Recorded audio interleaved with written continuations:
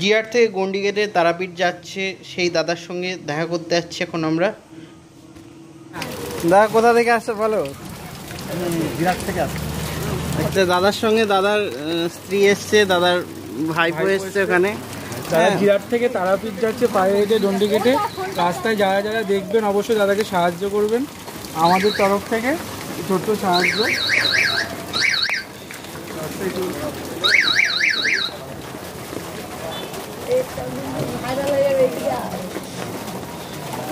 যারা যারা রাস্তায় দেখবে দাদাকে অবশ্যই সাহায্য করে, জল মিষ্টি দিয়ে। আমরা পারিনি, দাদা যেন আমাদের মনোকামনা পূর্ণ করতে পারে।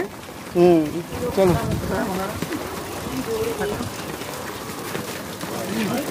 ঠিকঠাক ঠিক আছে, কোনো অসুবিধা হলে সবাই ভিডিও দেখছে, তারা সাহায্য করতে পারবে।